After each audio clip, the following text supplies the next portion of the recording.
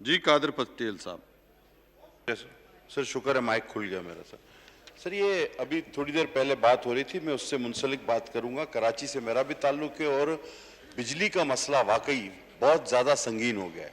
अच्छा, अब दोनों तरफ से डिजिट्स पर डिबेट होती रही, लेकिन मसले का हल कोई नहीं और सब अपनी अपनी कारकर्दगी को अच्छा करके पेश करते रहे। लेकिन सर हकीकत यह है कि किसी वक्त भी खड़ा हो सकता है, बिजली की पोजीशन ये है। और आप लोग अगर कहते हैं कि हमारी कारकर्दगी बहुत बेहतर है, तो मैं एक एक कुछ चंद चीजें आपके गोशगुजार करना चाहूंगा। ये भी आइटम पे आया हूँ, आप फिर सर, बाद में सर, आपको पहले सबने बोल दिया, इस पे काफी दफा मैंने बात हो चुकी हमारी है। तरफ से सिर्फ नवीद कमर साहब ने बोला है, दो तीन दफा बार वहां मैंने से मौका बारी दिया, मिली है। 2-3 दफा मौका दिया सर मैंने। 1 मिनट 2 मिनट में मुझे भी सुन ले सर, कोई मैं गलत बात नहीं कर रहा सर। जी जी सर मैं ये कहना चाह रहा हूं, बड़ी अच्छी कारकर्दगी आपकी। आपके वजीर हवाबाजी ने एयरलाइन मुअत्तल करवा दी, आपके रेलवे के वजीर ने 90 से ज्यादा हादसे करवा दिए, आपके खुराक के वजीर ने आटा चीनी स्कैंडल्स बनवा दिए, गायब कर दिए। आपके दौर में बिजली का बहरान आ गया, पेट्रोल के लिए ख्वार हो गई, दुनिया में पेट्रोल ख्वार हो रहा है, यहाँ पाकिस्तानी पेट्रोल के लिए ख्वार हो रहे हैं। सेहत में आपके कोरोना बेकाबू हो गया। आपके वजीर मुमलिकत सेहत ने दवाओं की कीमतें 500% महंगी करा दी। सर खारजा उमूर के कश्मीर जो वजीर हैं वो हमें बताएंगे कि हमारा कश्मीर कहाँ गया। सर इंडस्ट्री वाले ने सनत का पट्टा बिठवा दिया, मईशत वाले ने मईशत का धुआं निकाल दिया। सर तालीम वाले ने हायर एजुकेशन के फंड खत्म कर दिए। सर हज दुगना महंगा हो गया आपका, साइंस एंड टेक्नोलॉजी वाले सिर्फ चांद चढ़ाते रहे। सर और ये तमाम चीजें सर प्राइम मिनिस्टर को जब टीवी से पता चलती है तो इथोपिया हम पे अब कोरोना के टेस्ट, इथोपिया वो कह रहा है कोरोना क्लियरेंस लाओ और हमारी टीम अफगान जहाज में बैठ के जा रही है बाहर मुल्क। ये आपकी कारकर्दगी है, आपकी कारकर्दगी। 1 का कर्जा लिया था जिसमें 5,000 आपने वापस किया तो 10,277.1 फिर भी रह गया।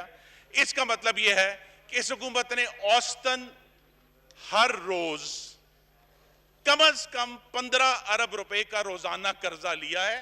तो ये अब कम से कम एक मामले में तो पाकिस्तान तहरीक इंसाफ की हुकूमत के मुंह बंद होने चाहिए, जो कहते थे कि जी आपने तो बड़े कर्जे ले लिए। ये बात मैंने इस सवाल में की है और ये दोहराने के काबिल है कि अगर मुस्लिम लीग नून ने 10,600 के कर्जे लिए तो हमने ज़रबे अज़ब लड़ी, हमने रद्द फसाद लड़ी, हमने दियामीर बादशाह की 126 अरब रुपए की जमीन खरीदी, हमने 12,000 मेगावाट की बिजली लगाई, हमने 2,000 किलोमीटर की ट्रांसमिशन लाइंस बिछाई, सही, हमने खिची कनाल कंप्लीट किया, हमने लवारी टनल कंप्लीट की मुल्क के दूसरे हिस्से में। एक लंबी लिस्ट है प्रोजेक्ट्स की। सही जनाब स्पीकर, मैं आपके तवज्जुह से इस हुकूमत से ये सवाल करना चाहता हूं कि हमें बताएं कि ये कौन सा रिकॉर्ड कर्जा है जिसके सामने तरक्की कोई नहीं हुई। ये कैसी सरकार है जिसमें हाकमियत नहीं है। ये माफिया है जहां हुकूमत नहीं है और अवाम के लिए सिर्फ भूख है और रोजगार नहीं है। मैं आपका शुक्रगुजार हूं। जी जी उमर अयूब साहब। स्पीकर बहुत शुक्रिया। आपकी तरफ भी आ रहा हूं जी। जनाब स्पीकर आपको दे रहा हूं मौका, आपसे भी बात आपको दे रहा हूं मौका। आ रहा हूं, एजेंडे पे भी आ रहा हूं जी। जनाब स्पीकर माशाल्लाह बड़ी अच्छी खूबसूरत यहाँ पे बेहतरीन बहस हो रही है, अच्छी फिजा में हो रही है, हकायक से मबनी बात होनी चाहिए। मेरे भाई खुर्रम दस्तगीर साहब हमारे बड़े पुराने ताल्लुक हैं वालिद साहब के, इनके साथ अल्लाह ताला उनको हयाती और जिंदगी दे।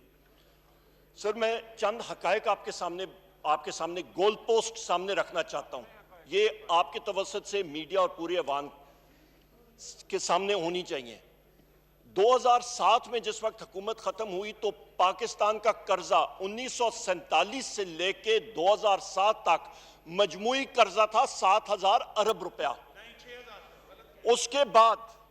उसके बाद जनाब स्पीकर जिस वक्त पीपल्स पार्टी की हुकूमत बरतरफ हुई, जिस वक्त इलेक्शन हारी और मुस्लिम लीग नून की हुकूमत आई 2013 में, उस वक्त कर्जा था 14,000 अरब रुपया। और जिस वक्त 2018 में मुस्लिम लीग नून की हुकूमत खत्म हुई उस वक्त कर्जा था जनाब स्पीकर 30,000 अरब रुपया। मैं आपको वो शख्सियात सामने रख सकता हूं जिनके सामने इनके साबिक वज़राए आज़म ने कहा कि हमें डर लगता है कि हम लोग या हुकूमत में आ गए तो हम लोग इस मईशत को कैसे संभालेंगे। इनके अपने लोगों ने जनाब स्पीकर जिम्मेदार लोगों को यह बात कही, पीछे क्या चीज रहेगी इनको मालूम है मैं किनकी बात कर रहा हूं। और उसके साथ साथ जनाब स्पीकर, जो डॉलर को इन्होंने, रुपए को मसनूई तौर पे इन्होंने संभालने की कोशिश की थी, मैं हकायक सामने आने चाहिए जनाब स्पीकर, इन्होंने मसनूई तौर पे सपोर्ट किया। और इनके अपने वजीर खजाना जो बाद में आए थे मिफ्ता इस्माइल साहब, उन्होंने कहा था मुझसे पहले डार साहब की पॉलिसी गलत थी। उनके दौर में जनाब स्पीकर 5 साल में तकरीबन 24 अरब डॉलर, 24 बिलियन डॉलर तंदूर में झोंके गए थे। क्यों? क्योंकि मसनूई तौर पे आपने रुपए की कीमत 100 या 102 पे रखी और उसके वजह आपका करंट अकाउंट डेफिसिट 20 अरब डॉलर से तजावज कर रहा था। एक्सपोर्ट ग्रोथ जीरो, आपके ट्विन नहीं आपके ट्रिपल डेफिसिट जा रहे थे जनाब स्पीकर, जिसको आके पाकिस्तान तहरीक इंसाफ की हुकूमत ने जाके सहारा दिया और उसको रिवर्स किया। आपका करंट अकाउंट डेफिसिट जो है उसको कम किया, उसको हम लोगों ने प्राइमरी डेफिसिट्स को हमने ठीक किया। हमारे इस वक्त कोविड ना होता, हमारे रेवेन्यूज जो थे वो बेहतर होते। एक्सपोर्ट्स आपकी राइज कर रही हैं जनाब स्पीकर, आपके मार्केट सेंटिमेंट्स पॉजिटिव हैं। हमारे यहाँ पे असद उमर साहब भी हैं, एनसीओसी को हेड करते हैं। यहाँ पे जाके जनाब स्पीकर, यहाँ पे सारे लोग कह रहे थे कि मोदी सरकार मुकम्मल मुल्क में लॉकडाउन। इमरान खान वाहिद लीडर था पूरी दुनिया में जो बार बार कहते थे जनाब स्पीकर कि पार्शल लॉकडाउन होना चाहिए। देखना चाहिए सोच समझ के, हमने अपने मेहनत कशों का ख्याल रखना है। और आज सारी दुनिया जो है, बरतानिया से अमेरिका, आज वो इस चीज का इतराफ करते हैं कि हमें भी पार्शल लॉकडाउन की तरफ जाना चाहिए। तो ये कारकर्दगी है जनाब स्पीकर पाकिस्तान तहरीक इंसाफ की। इन सारी पार्टियों को डर इसका है कि ये नहीं कि ये रह जाएंगे, उनको डर ये कि इंशाल्लाह पाकिस्तान तहरीक इंसाफ हमारी इत्तेहादी पार्टियों की कामयाब होंगी। और जहां तक एनर्जी के बारे में बात है जनाब स्पीकर, इनके वो मुआहदे थे, इनके वो गलत मुआहदे थे जो आज हमारे गले में फंदा डाले हुए हैं। इनकी वो नाकस पॉलिसीज थी, आखिरी 1 साल में इन्होंने टैरिफ इंक्रीज नहीं किया और वो खमियाजा भी हमें भुगतना पड़ा जनाब स्पीकर। इन्होंने लोड शेडिंग के पूरे दरवाजे इन्होंने खोल दिए थे, इन्होंने कहा वहां पे नहीं होनी चाहिए जहां पे हाई लॉस फीडर्स हैं। इनकी वो गलतियां आज भी हम लोग भुगत रहे हैं और उसको ठीक कर रहे हैं। बहुत शुक्रिया जी। खुरम दस्तगीर साहब जी, आपका बेहद शुक्रगुजार हूं। और सिर्फ एक नुक्ता जिसको मैंने कोशिश भी की कि मैं वाकई वज़रा की तालीम बालगा कर सकूं, लेकिन नहीं हुई। जनाब स्पीकर, मैंने सेंट्रल गवर्नमेंट डेट का एक टेक्निकल लफ्ज इस्तेमाल किया है, जबकि मेरे जो अजीज दोस्त हैं उन्होंने फिर टोटल डेट एंड लाइबिलिटीज पर वो चले गए हैं। तो मेरा अभी भी पॉइंट ये है कि मेरे पास स्टेट बैंक के नंबर्स हैं, सेंट्रल गवर्नमेंट डेट के, इस पर फैसला कर लें।